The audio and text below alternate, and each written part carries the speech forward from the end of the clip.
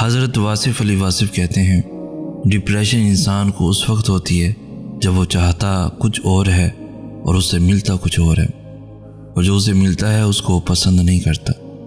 تو دو چیزیں ہوتی ہیں جو ڈپریشن کا باعث بنتی ہیں، ایک تو یہ کہ پسند نہ ملے اور دوسری یہ کہ ناپسند مل جائے، یعنی وہ جو چاہا وہ نہ ملا اور جو ملا وہ پسند نہیں ہے۔ تو ڈپریشن کا معنی یہ ہے کہ یہ تقدیر، نصیب یا حاصل اور خواہش کے درمیان فاصلے کا نام ہے۔ ماہر نفسیات کہتے ہیں آپ کی منفی، کمزور اور لا حاصل سوچوں سے بڑھ کر آپ کا کوئی دشمن نہیں ہے۔ ماہر نفسیات کہتے ہیں صرف 10% خوشیاں آپ کو باہر کے حالات سے ملتی ہیں، بقیہ 90% خوشیاں آپ کو اندر کی سوچ اور احساسات سے ملتی ہیں۔ گویا خوش رہنے کے لیے دنیا کو بدلنے کی بجائے اپنے اندر کی دنیا کو بدلنا ضروری ہے۔ نفسیات کے مطابق منزل پانے کا یقین نہ ہو تو وہ سامنے ہو کر بھی نظر نہیں آتی۔ یقین ہونا آدھی کامیابی ہے۔ یقین رکھیے خود پر اور اپنے حوصلوں پر، کامیابی لازم ہے۔ سائیکالوجی کے مطابق جب بے چینی ہوتی ہے تو مرد اپنے چہروں کو چھوتے ہیں، جبکہ خواتین اپنے کپڑوں، گردن، بازوؤں، بالوں اور زیورات کو چھوتی ہیں۔ کبھی کبھی زندگی میں رونے کے لیے اتنی وجوہات ہوتی ہیں کہ ہم اندازہ ہی نہیں کر پاتے کہ اصل وجہ کون سی ہے جو ہمیں اندر تک درد دے رہی ہے۔ سورہ ضحیٰ میں اللہ پاک فرماتے ہیں کہ نہ تو تیرے رب نے تجھے چھوڑا ہے اور نہ بیزار ہو گیا ہے، یعنی اللہ ہی تمہارا پہلا سہارا تھا اور اللہ ہی تمہارا آخری سہارا ہے۔ تم کتنے ہی گنہگار کیوں نہ ہو، کتنے ہی نافرمان کیوں نہ ہو، جب جب تم اسے پکارو گے تب تب وہ تمہاری پکار کا جواب دے گا۔ وہ تم سے ناراض نہیں ہے، نہ ہی اس نے تمہیں تنہا چھوڑا ہے، نہ وہ تم سے ناخوش ہے، بلکہ وہ تو تمہارے انتظار میں ہے کہ کب تم اس کی طرف لوٹ آؤ اور وہ تمہیں معاف کر دے۔ تم پلٹ آنے میں دیر کر دیتے ہو، لیکن اللہ کبھی دیر نہیں کرتا۔ وہ تو بس تھام لیتا ہے اور رحم فرما دیتا ہے۔ اس پر یقین رکھو، اسی سے مانگو، اگرچہ دینے میں دیر ہو رہی ہے لیکن بہت جلد تمہیں اتنا دیا جائے گا کہ تم راضی ہو جاؤ گے۔ نفسیات کہتی ہے کہ کون کیا کرتا ہے، کیا کہتا ہے، کیا کھاتا ہے، کیا پیتا ہے، ان سب سے خود کو دور رکھو، اپنا جائزہ لو، خود سے ملاقات کرو، خود کو اچھائی پر مائل کرو، اپنے اندر کی خالی جگہوں کو پور کرنا سیکھو، خود کو بھی کبھی محسوس کر لیا کرو۔ کچھ رونقیں صرف خود سے بھی ہوتی ہیں۔ ہمیشہ یہی ظاہر کرو کہ جیسے کچھ ہوا ہی نہیں، چاہے کچھ بھی ہو جائے۔ حضرت امام علی علیہ السلام فرماتے ہیں بہترین رشتہ وہ ہے جو آپ کے عیب جان کر بھی آپ سے تعلق ختم نہ کرے، اور بے شک یہ رشتہ آپ کا اللہ کے علاوہ کسی سے نہیں۔ اگر آپ چاہتے ہیں کہ ڈپریشن بالکل سرے سے ہی ختم ہو جائے، کبھی بھی آپ پریشان نہ ہوں، کبھی بھی مایوس نہ ہوں، تو ان 5 طریقوں کو اپنا لیں۔ نمبر 1، اللہ سے رابطہ مضبوط کر لیں۔ نمبر 2، کچھ وقت باہر کھلی فضا میں روزانہ سیر کریں۔ نمبر 3، روز صبح ورزش کریں۔ نمبر 4، خود سے مثبت باتیں کریں۔ نمبر 5، اپنوں کے ساتھ وقت گزاریں۔ بڑے کہتے ہیں بیٹیوں سے ڈر نہیں لگتا، ان کے نصیبوں سے لگتا ہے، ورنہ جتنا احساس بیٹیاں ماں باپ کا کرتی ہیں بیٹے کر ہی نہیں سکتے۔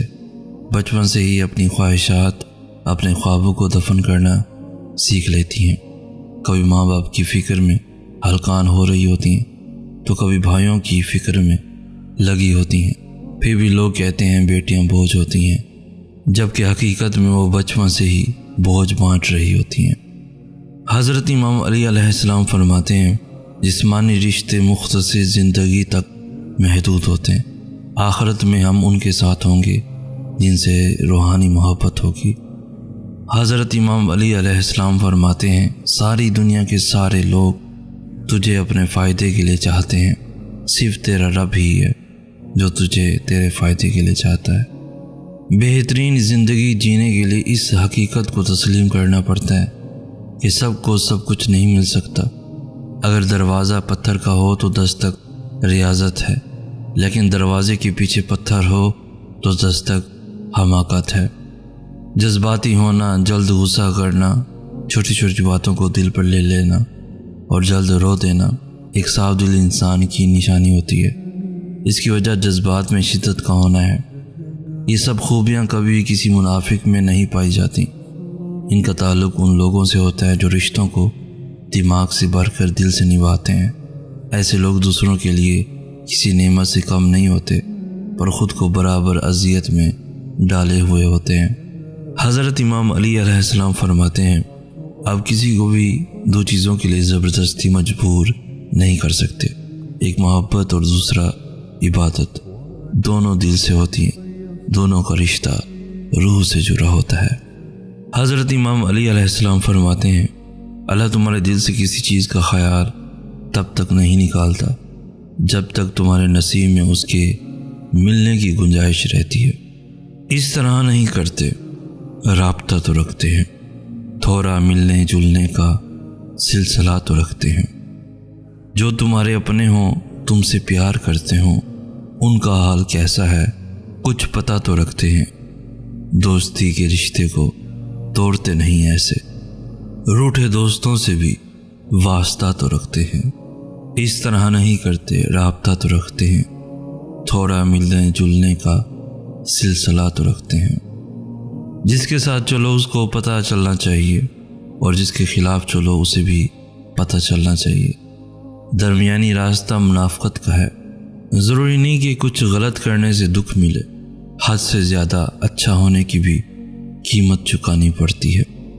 یاد رکھیے، اگر آپ نظر انداز کرنے کی ماہر نہیں تو آپ بہت کچھ کھوئیں گے۔ سب سے پہلے اپنا سکون کھوئیں گے۔ سر وہی کٹاتا ہے جو اٹھتا ہے، جھکے ہوئے سروں کو کاٹنے کی ضرورت ہی کیا ہے؟ موت تو لازم ہے، لہٰذا سر اٹھا کے جیو۔ حق اور سچ کے لیے سر اٹھا کے جینا ہی اصل جینا ہے۔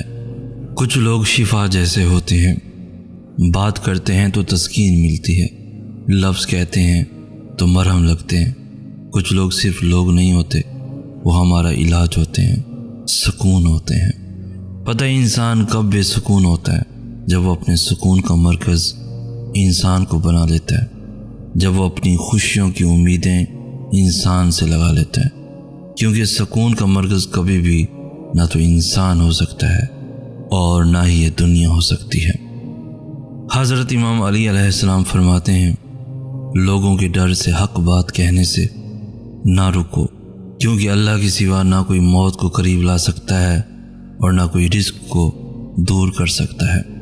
اگر آپ چاہتے ہیں کہ آپ کی دعا اللہ کی بارگاہ میں قبول و مقبول ہو جائے تو روزانہ 7 مرتبہ یا وہاب و پڑھا کریں۔ انشاءاللہ آپ کی دعا اللہ کی بارگاہ میں قبول و مقبول ہو جائے گی۔